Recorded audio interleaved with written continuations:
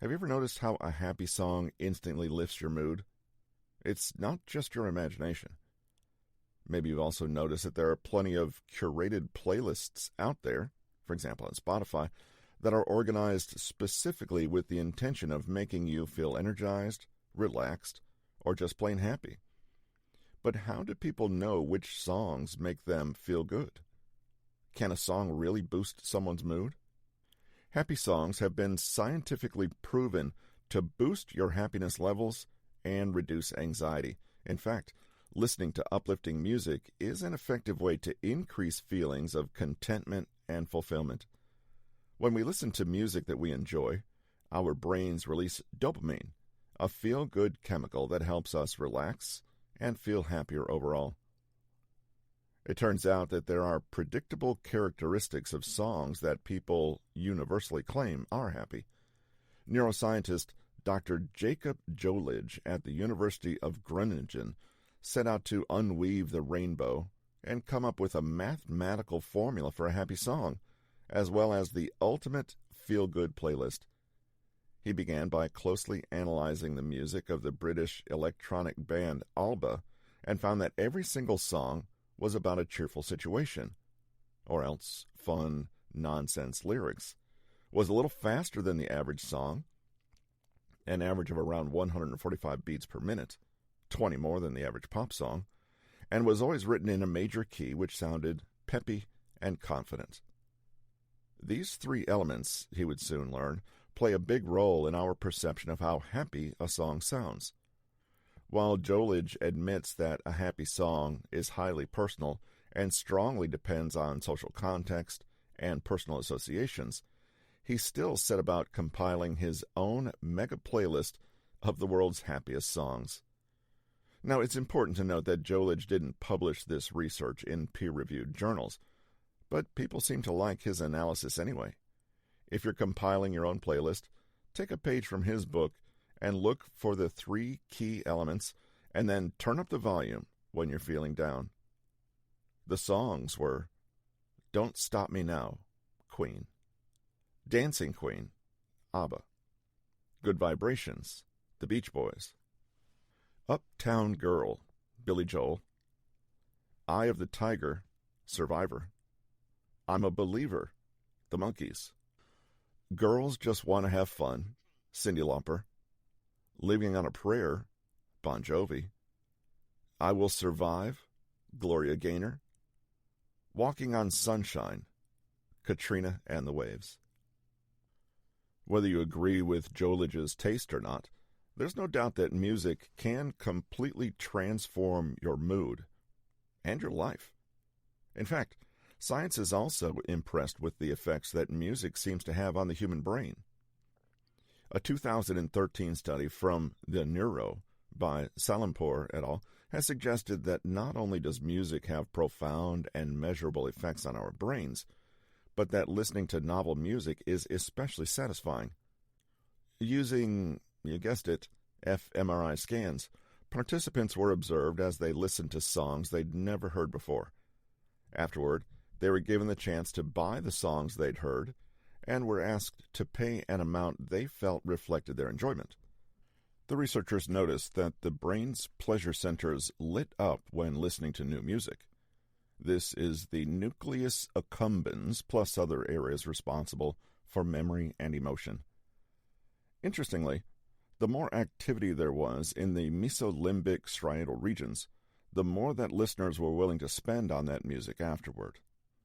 Salimpour concluded that the strength of certain neural connections during listening to novel music predicted how much you would tend to like that music.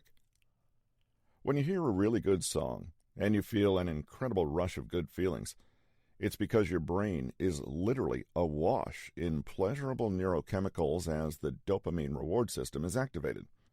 The same ancient system that activates when we anticipate sex, food, or the thrill of gambling. But the researchers also note that how much you like a new piece of music is heavily influenced by what you've liked in the past. Depending on what styles you're used to, Eastern, Western, jazz, heavy metal, pop, all of these have very different rules they follow, and they're all implicitly recorded in your brain, Salonpour says. Whether you realize it or not, every time you're listening to music, you're constantly activating these templates that you have. Professor Catherine Loveday is a cognitive neuroscientist at the University of Westminster, and she's been studying the way the brain processes emotions for years. Her findings echo Salonpour's. When we listen to music we know and love, especially music from our past, we experience a boost in activity in the reward pathways in the brain. The music we listen to during our teen years and early 20s has an especially powerful impact on our later memories because of what psychologists call a reminiscence bump, a period from about 10 to 30 years old when we are especially fond of reminiscing about. The elements of the music get tied, physically and conceptually, to our autobiographical memories and sense of self. So when we listen to the music that was the soundtrack of a time in our lives when we were laying down the foundation of our identities, we may experience a particularly potent feeling of well-being. A little bit of nostalgia, in other words, can be a powerful coping mechanism. When we return to potent emotional memories and events from our past, we are reconfirming our identities, reinvigorating ourselves, confirming our values, and connecting deeply to a time, place, and social group that we feel we belong to. On top of that, we get a satisfying dopamine hit that boosts our mood and may even strengthen our relationships and friendship groups. Salonpour calls music an intellectual reward and an exercise for your entire brain, but it's also a very effective way to quickly shift how you feel. Let's put all of this information together. How can we get the best out of music when it comes to increasing our well-being and happiness? The good news is that you're probably doing it to some degree already. Luckily, most of us now have access to all the music in the world and can easily find old favorites or endless new avenues to explore online. So the next time you're feeling a little lethargic, sad, disappointed, or stressed out, use the magic of music to revisit old neural pathways of joy, connection, and meaning. Create your own playlists for a dose of fortifying nostalgia and include all the greatest hits from your own history. This is not unlike value-based self-affirmations. You're tapping into a deeper sense of meaning, purpose, and value, only this time you're doing it in musical form. Choose songs that rev you up, make you feel hopeful and inspired, or just make you want to get up and dance. If you have warm and cherished memories around those songs, all the better. Maybe you choose a life-affirming song that reminds you of certain people you love and treasure. By listening to that song, you not only get a dopamine surge, but you also strengthen all that neural circuitry responsible for feelings of closeness, belonging, and gratitude. But don't just stick to the songs you know.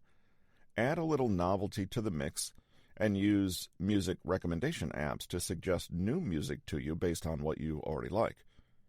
Or take a leap into the unknown and choose something new at random. Neuroscientists haven't yet figured out how ordinary people can magically induce certain brain states at will. But if they could, that magic would probably look like a pair of earphones and a few good songs. This has been The Anxiety Cure, 37 science-based 5-minute methods to beat back the blues, stay positive, and finally relax. Written by Nick Trenton. Narrated by Russell Newton. Copyright 2023 by Nick Trenton. Production copyright by Nick Trenton.